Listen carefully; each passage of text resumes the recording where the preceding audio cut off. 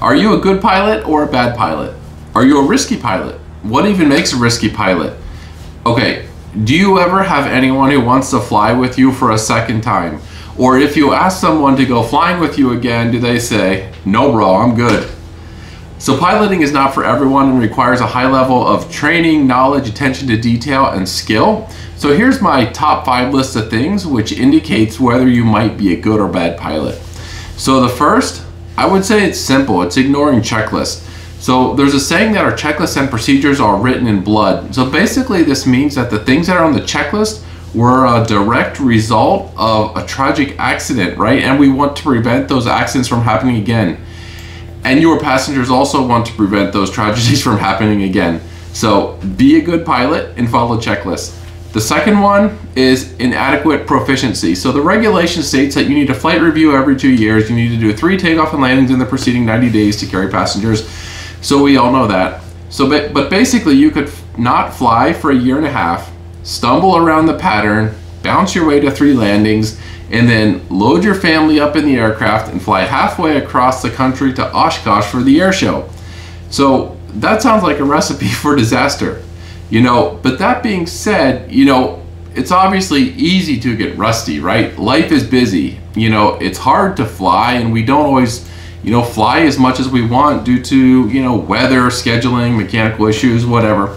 But then when you fly, you not only want to be current, right? But you also want to be proficient. If it's been a while and you're starting to not feel comfortable, then grab a flight instructor for an hour or so and go fly around until you feel comfortable again. Also you can regularly study, read, watch videos. Hey, like you're doing now. Awesome. Good pilots are always learning.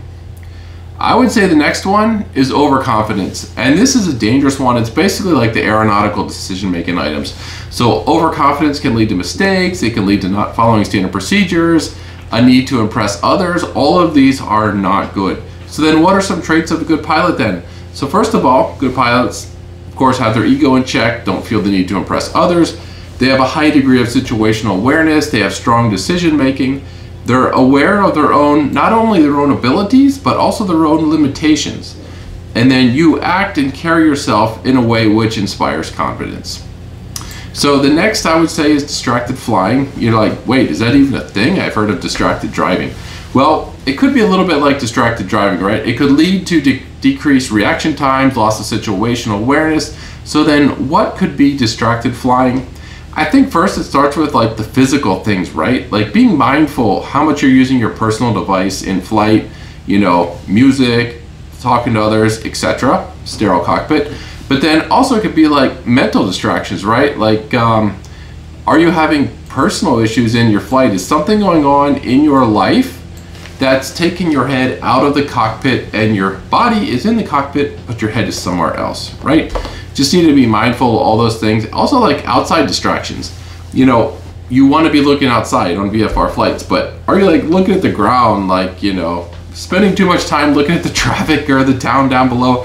Are you trying to find someone's house and you're turning and looking and trying to find it, and all of a sudden you're 300 feet off the ground, right? So being mindful of distractions. Good pilots are aware of distractions.